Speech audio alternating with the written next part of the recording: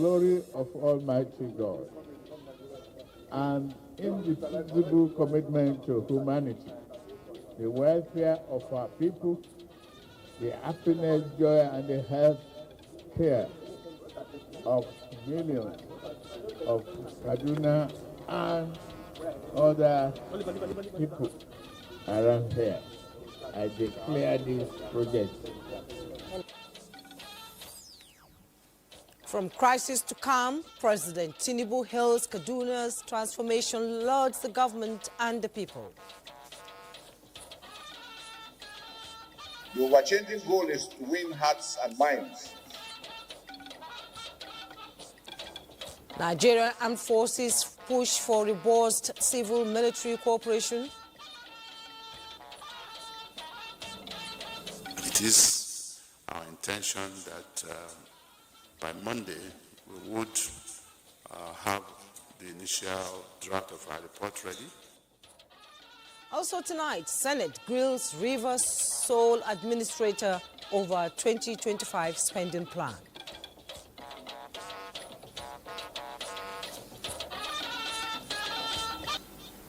Good evening and a warm welcome to NTA Network News. I am Jumma Yusuf. Adiola Kamia Kere joins me tonight from Lagos, and here in Abuja, I have Benny Adams on business news and Francisca Bille on sports. Do remember you can watch this newscast live and on the go on any of our social media platforms displayed on your screen. President Bola Ahmed Tinubu has commended Kaduna State Governor Senator Ubasani for the improved security in the state, resulting in noticeable peace and stability across the once troubled region state. The president also acknowledged the rapid pace of development in the state as he addressed the people at the Murtala Square during his state visit to Kaduna. State House correspondent Musbau Dan Wahab tells us more. President Bola Tinubu in Kaduna, this time on his preferred kind of outing, inauguration of developmental projects. Around the streets of Kaduna, residents, including party loyalists, showed love to President Tinubu and the governor.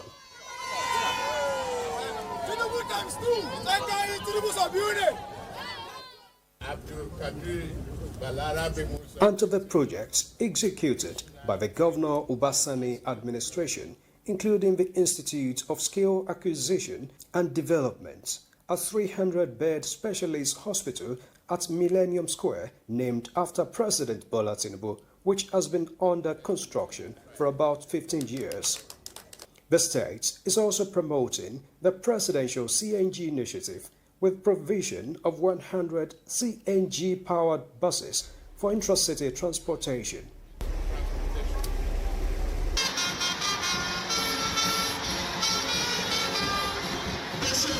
At the popular Murtala Square was an opportunity for Governor Ubasani to highlight his social and economic programs in 2 years of his administration, cutting across health, education, and other sectors.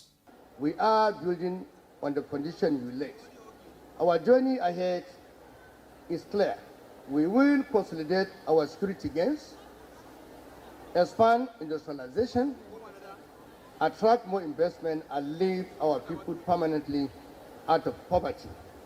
Leaders in the state acknowledged the changes and progress being experienced in the state under the Sani's administration. Mobilize contractors, clear public confidence, and finish what others could not achieve in 13 years, completing the project in just 24 months. His focus on security, economic inclusion, and infrastructure has positioned Kaduna for sustained growth and development. We have seen the radical departure from what's happening situation. We have seen peace, returning to different parts of the state. For President Bola Tinubu, who described the governor as an agent of change, stability and progress, also important to him is the governor's efforts at checking criminality and insecurity in parts of the state.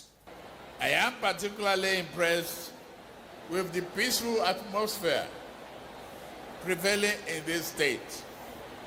This is sharply in contrast with the tense and toxic atmosphere when I visited this state in year 2022.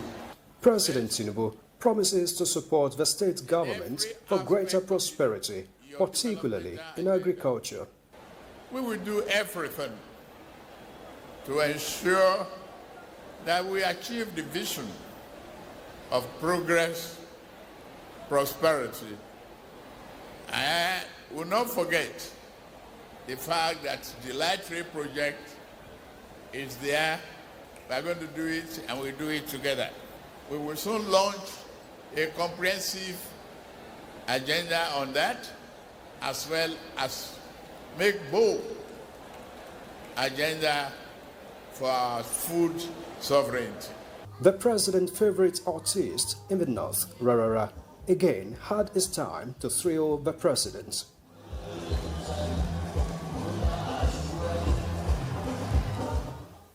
The president is back in Abuja. Musbah Nanwahab, NTA News. Meanwhile, the presidency has commended the Kaduna State government for keying into the presidential compressed natural gas CNG initiative at easing the cost of transportation on the masses. Vice Chairman of the PCNGI, Toyin Subel, at the inauguration of 100 CNG-powered buses for intercity transportation in Kaduna, said the initiative is also intensifying efforts at making conversion and service centers more available across the country. One of the subnationals really taking a big leap in the use of CNG for transportation. As you can see, he's launching 100 buses that are going to be used for commercial transportation. And as PICNG that the president has set up, we are then initiating and ensuring, together with the MDGIF, the Downstream Gas Fund, to make sure that investments are put in place in infrastructure to be able to enable all of these kinds of investments happen. So in Kaduna, for instance, we're already, the president has approved and funded mother stations, LCNG mother stations, so that it's a combination of LNG and CNG to create as many CNG stations here in Kaduna. I think the mother station is going to be in Kakao, and then you've got the Banawa daughter stations, you've got Rigash, Chuku, or something like that. There's another area, and then about 5 or 6 other operators who are also immediately have invested into refueling stations, so that as you are seeing all of these buses being rolled out, as you're seeing conversions being done by all the commercial transportation vehicles that we have here, then you are also seeing the infrastructure, and that is from the refueling stations to mother stations being built. Obviously, hopefully, and in the next 2 years, we will see a very sound ecosystem here that would ensure that cost of transportation goes down for the people of the country, and that the effect of subsidy and the increase in petrol does not affect the cost of transportation. With CNG, the price then will now start going lower because the cost of CNG is obviously cheaper. And that is the overall intention of Mr. President. And to our NTA survey for tonight, the quest for lasting peace in our communities remains one of Nigeria's most vital challenges.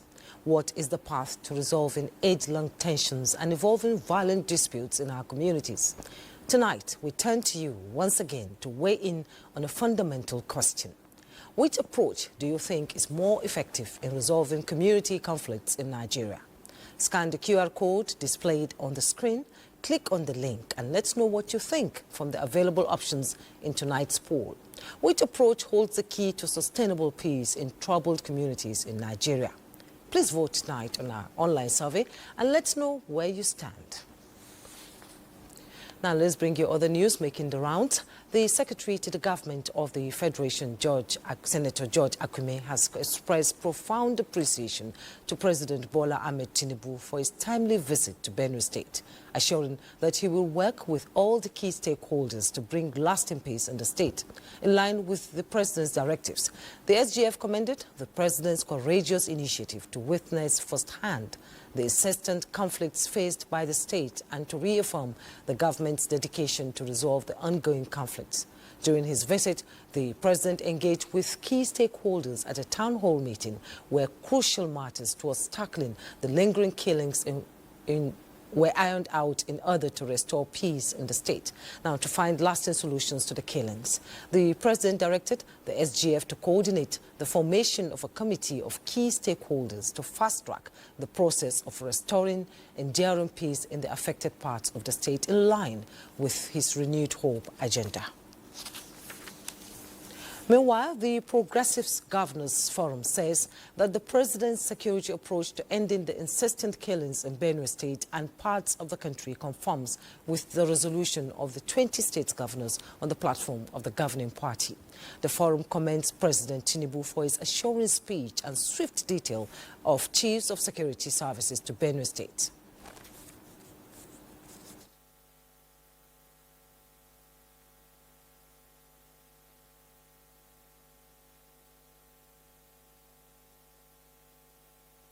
We are satisfied with the position of Mr. President on his planned action to stop further killings and violence, not only in Benue State, but almost in every part of the country. And arising from that, we just rose from a meeting where we also discussed the state of the nation and the need for the subnational governments to take security up to the rural communities, to give the ownership of manning the communities and all the entire country to our citizens, citizenship protection. Governor Hope Uzodinma describes the president's directive on the creation of state police, transformation of grazing reserves and other steps to restore peace as highly commendable. And still talking security, the country's armed forces has underscored the urgent need for a robust civil-military partnership in the face of Nigeria's complex security challenges. The Chief of Defense Staff, General Christopher Musa, re-echoed these at the maiden annual Defense Headquarters Civil-Military Relations Conference in Abuja. Let's take a listen to Defense correspondent Olajide Bello.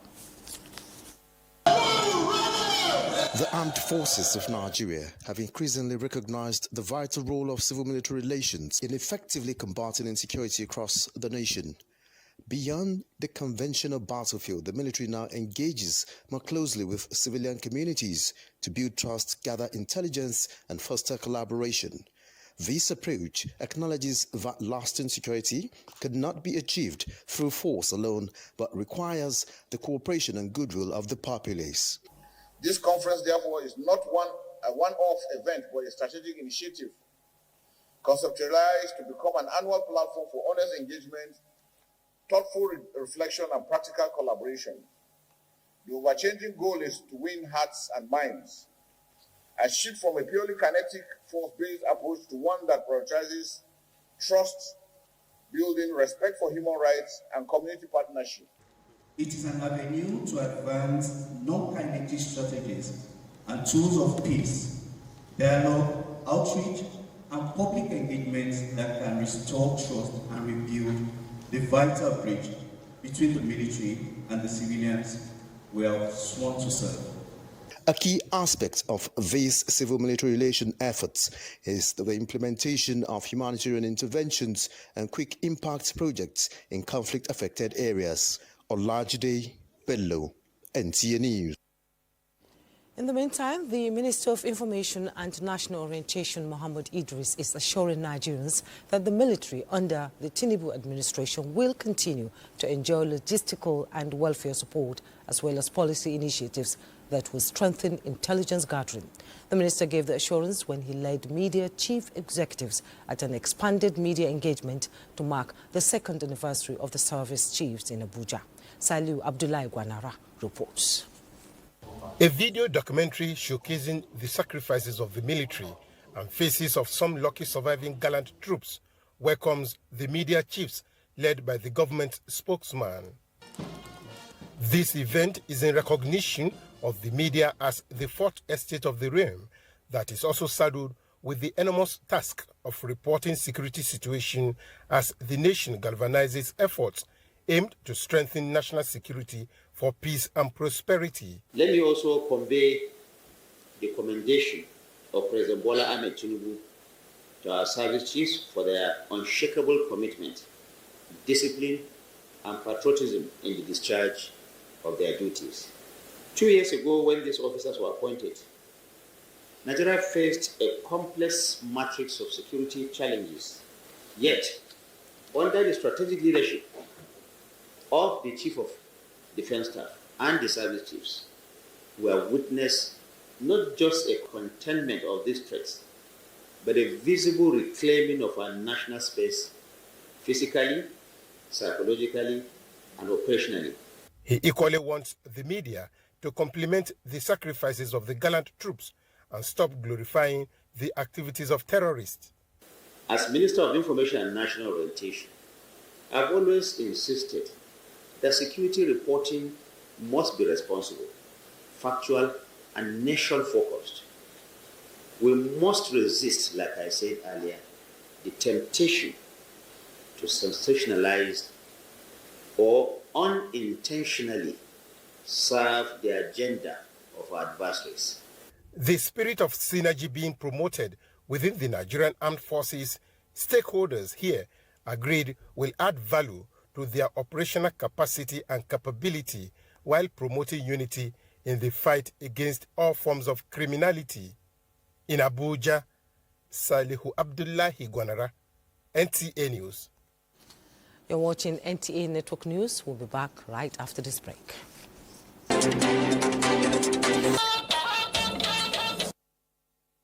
You're welcome back. Now to another critical matter of national concern, food security.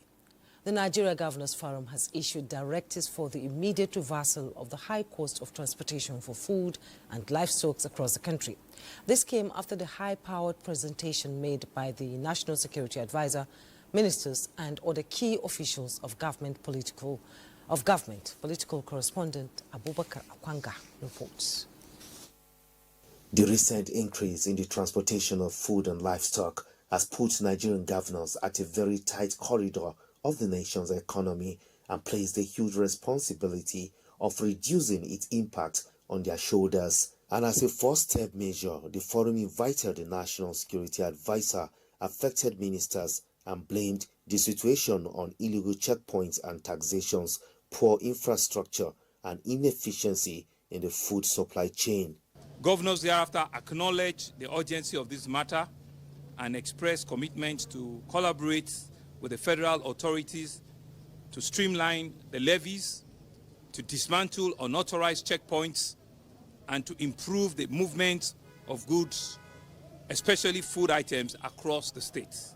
The World Bank Nigeria Community Action Recovery and Economic Stimulus, known as NGCare program, with a significant investment of $2.2 billion through the NGCare delivery platforms, with 17 million direct beneficiaries, received NGF's attention. The forum emphasized the need for an amicable resolution between the World Bank and participating states to conclude the first phase of this program before advancing to NGCares 2.0, which is designed to build a long-term resilience for vulnerable households and enterprises. Other heads of establishments that took turns to brief the forum were management of Galaxy Backbone and the Special Advisor on Presidential Committee on Fiscal Policy and Tax Reforms. In Abuja, Abubakar Akwanga, NTA News. Meanwhile, more investments are being made by the federal government to enhance the nation's food production capabilities. Musa Baba Aliu reports that the Ministry of Agriculture and the Ministry of Finance are collaborating on this. The Federal Ministry of Finance Incorporated is developing a roadmap to secure increased funding and investment in Nigerian agriculture. The initiative includes the launch of Integranium, which aims to promote climate resilience in food production, reduce post-harvest losses, and encourage processing and export. We are focused on mobilizing investments. We are focused on ensuring that agriculture is not just about a social impact. It is an investment opportunity. It is about mobilizing capital that will allow us to invest across the value chain. In addition to ensuring that citizens are well fed, there is also a goal to position Nigeria among the leading food exporters globally. So we've been able to work with certain countries, about 2-3 of them, where we have established some measure of understanding in regards to the steps that we will be able to demonstrate from a traceability perspective that will enable them to be able to accept our produces for sale in their countries. In a supportive response, the Nigerian Governors Forum has embraced the initiative and expressed readiness to implement and replicate it at the state level. Musa Baba Aliyu, NTA News. Now, the evolving landscape of technology and digital platforms is transforming employment across Africa. Yet, a critical concern persists. That is the inclusion of people with disabilities. To address these barriers and forge pathways towards greater inclusion, Jabaman, in collaboration with the Mastercard Foundation, convened a dedicated roundtable to explore how technology can bridge existing gaps and foster employment opportunities in marginalized contexts. With Charles Alpha's report. Digital innovations are expanding rapid opportunities across industries, but structural and systemic barriers continue to impede employment inclusion. About 72% of employers in the formal sector, a research by the Joberman and Mastercard Foundation, organizers of the roundtable of the technology and employment inclusion in marginalized contexts, revealed are not making any conscious effort to hire inclusively, while nearly 9 in 10 do not recruit from marginalized groups, with perceived employer bias pushing people with disabilities towards remote work. And this roundtable engagement by Joberman and Mastercards is geared towards creating an inclusive opportunities where this community of people with special needs are not left behind. One of the things Joberman has done is that we have all our courses available on WhatsApp. It costs 200 MB in terms of data accessibility. It's voice notes, it's graphics, it's a lot user-friendly. So if we're developing technology for people within marginalized contexts, think about what's most accessible to them in terms of affordability, accessibility, and usage. It is a call to action, a call for deeper collaboration, for innovative thinking, for inclusion. This engagement aligns strongly with the Renew Hope agenda of President Bola Ahmed Tinubu's administration. 60% of Nigerians don't use mobile internet at all. This is a clear-cut indication of two sides of a divide. Now, access to digital should be made more inclusive for persons with disability. Issues like making digital platform accessible are the things that Joberman and Mastercard Foundation are now putting effort into achieving. In January 2020, Joberman Nigeria partnered with the Mastercard Foundation Young Nigeria Work Strategy to equip young people with the skills and knowledge to access jobs, grow businesses, and expand economic opportunities. The partnership goal is to train millions of young people in Nigeria, with 70% focus on women to secure dignified and fulfilling work. Charles Alpha, NTA News. Now, there are indications that the National Assembly is likely to pass the 2025 Rivers State budget next week. National Assembly correspondent Lami Ali reports that the Senate leader and chairman of the ad hoc committee oversighting Rivers State, Okweyemi Bamidele, revealed this after the committee's budget defense engagement with the Rivers State sole administrator, Vice Admiral Ete Ibas. Senator Bamidele stated that the committee intends to continue work on the budget document through the weekend. It is our intention that by Monday we would have the initial draft of our report ready, so that we'll be able to present it to this Senate plenary when we resume next week. Part of what they needed to do as a matter of urgency and as part of our wanting to enhance the peace process in Rivers State and ensure the happiness of workers is to inject a sum of 50 billion naira to take care of part of the liabilities in the area of payment of pensions and gratuities. The sole administrator had earlier read out line items of the budget proposal, which he says aligns with the Rivers State 2017 to 2027 development plan.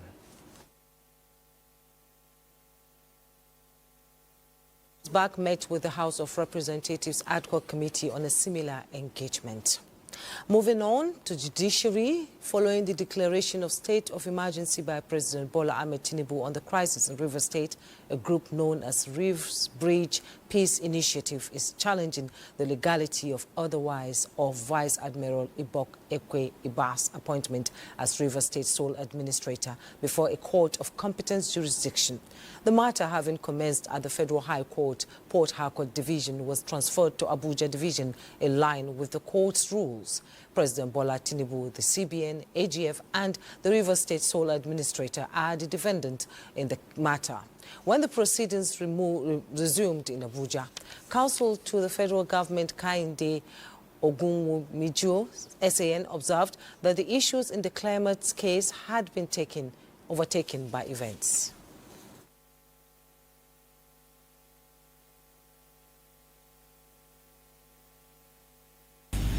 The breach of the Constitution, that is what we are complaining against.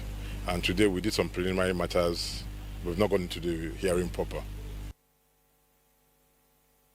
Justice James Omotosho has adjourned to September 29th for ruling on whether his court has jurisdiction to even entertain the case in the first place.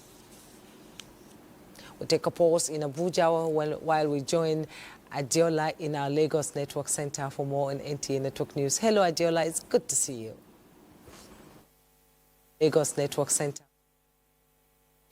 In what has been described as a major leap for Nigeria's pension system, the National Pension Commission has announced sweeping reforms aimed at boosting retiree benefits, fast-tracking payments, and tightening compliance across the sector. From increased monthly disbursements to tougher sanctions on defaulting employers, the measure signals a new era of pension accountability and efficiency. Awal Yusuf Jibo reports that this was revealed at PENCOM's second quarterly press briefing in Lagos. Every Nigerian worker will no longer be worried about their pension benefits when they retire. This is thanks to PENCOM.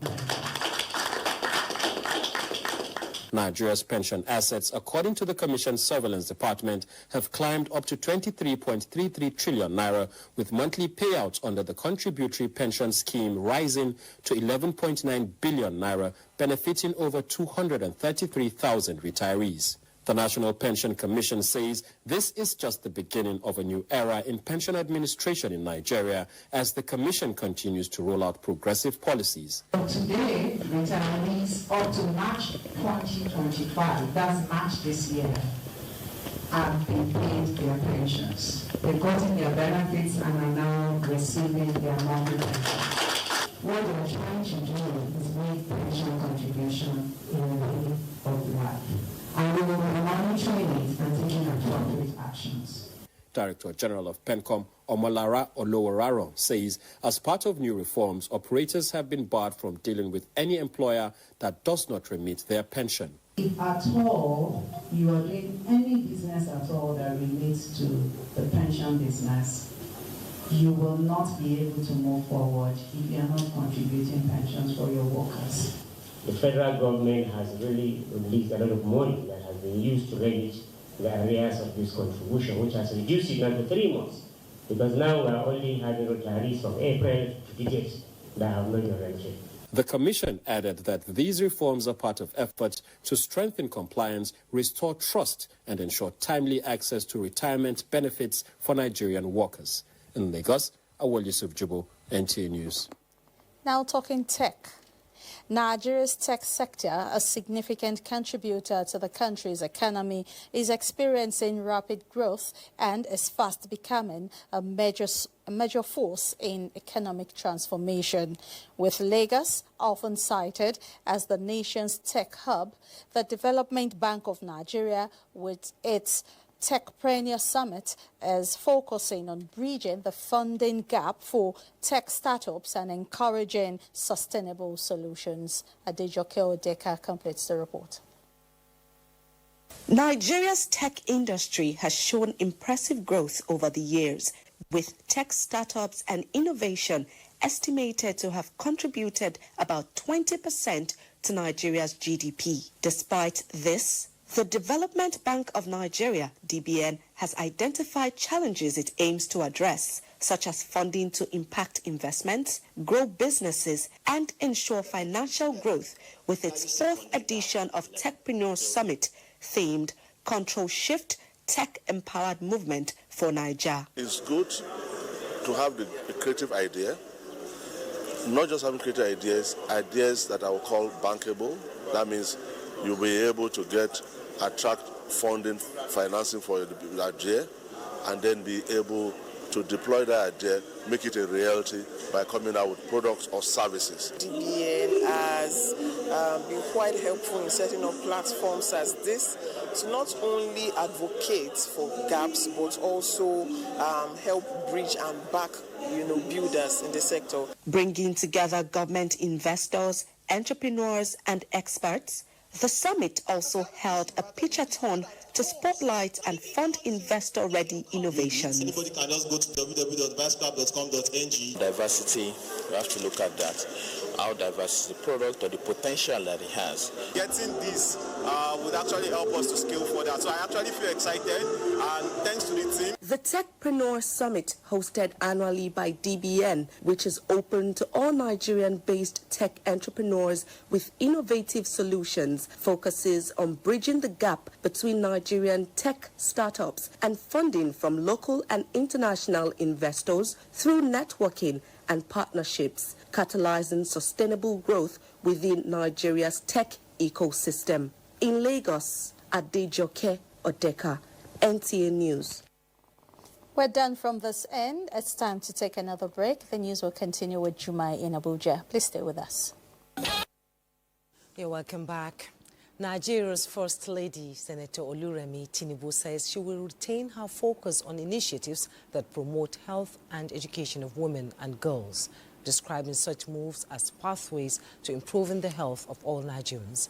She was speaking during the 13th anniversary and 7th Merck Foundation First Ladies Initiative Summit in Dubai. State House correspondent Adeni Taiwo reports. With a strong history of partnering to promote women's health and well-being, the 13th anniversary and 7th Merck Foundation First Ladies Initiative Summit in Dubai seeks to re-emphasize the Foundation's programs and explore areas of further collaboration with various African countries through their First Ladies. Speaking along First Ladies of 13 other nations, Nigeria's First Lady Oluremi Tinubu, who was recently appointed as ambassador for Make More Than a Mother campaign, notes that empowering girls through education plays a crucial role in building stronger and healthier nations. Your recent visit to my office in Nigeria provided an in-depth insight into the impactful and well-driven programs of Merck Foundation, and I'm inspired by all the great work you have been doing. She applauds the efforts of Merck Foundation, which has been supporting healthcare through the provision of scholarship to medical doctors and medical professionals from Africa and Asia in the last 13 years. Under the Merck Foundation Nationwide Diabetes Blue Points program, 39 scholarships are being provided for our young doctors from different states in Nigeria for oncology research, 1-year diploma and 2-year master's degree in diabetes, endocrinology, preventive cardiovascular, cardiology, and obesity and weight management. I believe this gathering is far more than a summit.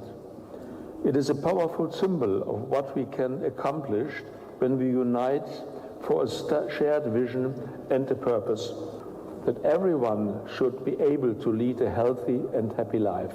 Every doctor who graduates, and you all know, when they go back to their countries, they see more than 1,000 patients, treat more than 1,000 patients per month.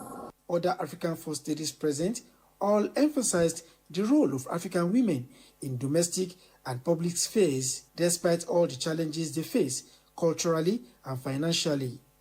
Already, the foundation has provided scholarships for 2,270 medical practitioners from 52 countries in 44 critical areas of healthcare, and the community awareness program which includes breaking the infertility stigma, ending gender-based violence, and hypertension, among others. Adeni Itaiwo, NTA News. Still on protecting the right of the girl child, as the battle to curb human trafficking by the National Agency for the Prohibition of Trafficking in Persons, NAPTIP, intensifies, the agency has recorded another success story.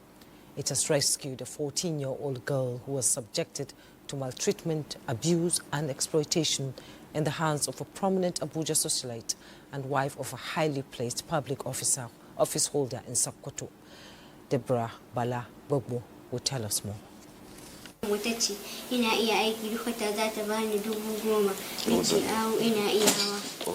So that the main suspect by name Fauzia came to their house and asked if she can walk. And she said, yes, she can walk. That she's going to give her 10,000 every month.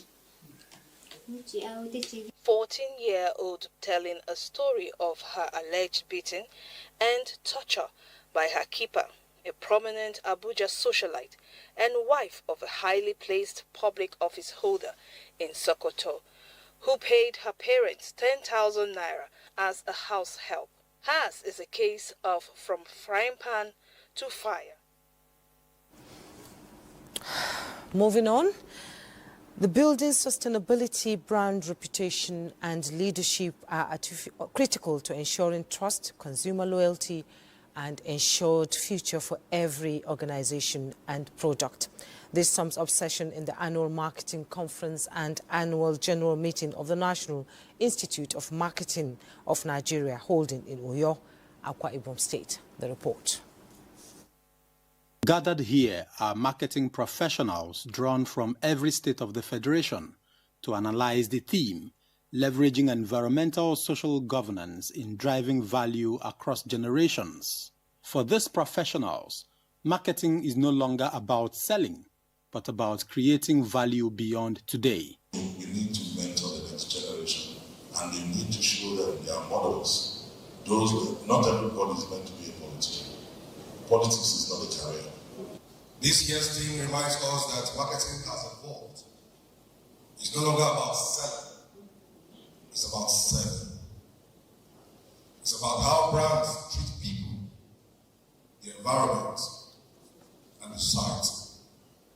Keynote address, papers presented and panel session further highlight strategies for sustainable marketing and brand leadership. Every time people talk about climate change, pollution by consumers, and all of these things are a result of the fact that we consumers, we manufacturers, we the citizens, we are not doing what we are supposed to. We are not environmental friendly. Sustainability marketing is all about responsive and responsible marketing. Responsible marketing has to do with responding to consumer needs and wants. And then also, responsible marketing has to do with taking care of the society. The three-day converge of marketing professionals witnessed inauguration of members and associates and chapter inauguration on the first day, while the 2024 annual reports presentation and elections are expected in the course of the event. In Uyo, Dianime Uko, NTA News. Let's join Benny Adams. Benny? And now talking business, the federal government is taking a significant step towards strengthening social security and worker protection in the public sector. In collaboration with the Office of the Head of Civil Service of the Federation, the National Insurance Commission has organized a strategic workshop to build capacity of insurance desk officers on the group life insurance policy, meant to protect the families of civil servants should the unexpected occur.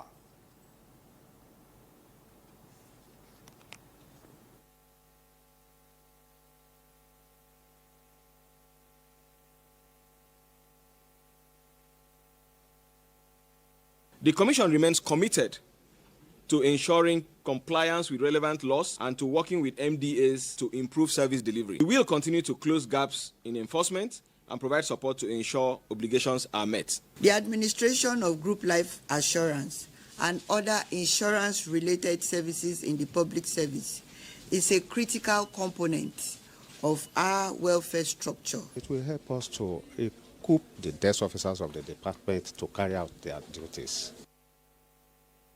And looking at markets at this time, at the end of today's trading session on the Nigerian Stock Exchange, a total of 893.9 million shares in 17,257 deals, corresponding to a market value of 22.029, were traded, with investors gaining 677.73 billion naira. Today's data shows 40% improvement in volume, 15% decline in turnover, and 13% decline in deals. The current market capitalization is 74.4 trillion naira. On the aggregate, 130 listed equities participated in trading, ending with 43 gainers and 20 losers. And on the top losers list, we have Jennings losing 69 kobo, HM Core losing 4 naira, and Ceilings losing 4 naira 35 kobo. And looking at the top gainers at this point, Champion having traded 332.2 million shares, valued at 2.2 billion, was at the top spot, followed by GT Co 62 million traded shares, valued at 5 billion naira, and PZ is on the third spot with 46.4 million shares, valued at 1.4 billion naira. That is it on our business, Jumai, at this time. Thank you, Benny. Moving on, the prosecution has concluded its case after the presentation of the fifth witness to testify against the leader of the proscribed IPOP leader, Nnamdi Kanu, in the alleged terrorism trial. Judiciary correspondent Austin Anyabe reports. The Prosecution Counsel, Adeboyega Awomulo, Senior Advocate of Nigeria, concluded its case with the presentation of reports on NSAS allegedly linking Nnamdi Kanu to the killing of more than 200 police officers, military personnel, DSS officers, and destruction of 164 police stations and 9 INEC facilities.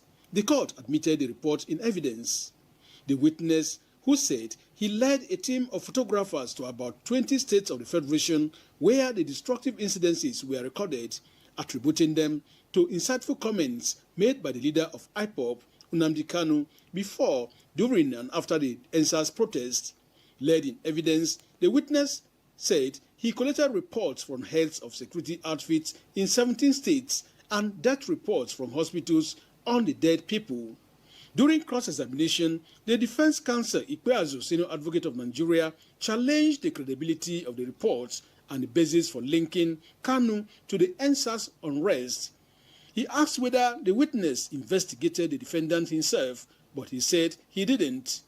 Ikpeazu, Senior Advocate of Nigeria, pressed further, querying whether Kanu's statements were directly tied to the NSAS protest or IPOP activities.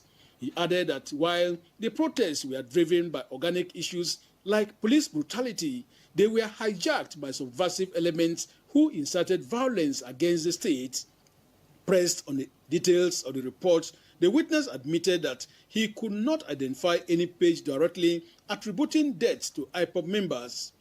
Ikpeazu pointed out several shortcomings in the report, such as lack of dates on photographs, absence of a signature from the witness, and missing details such as the names or towns of the deceased or the medical examiners.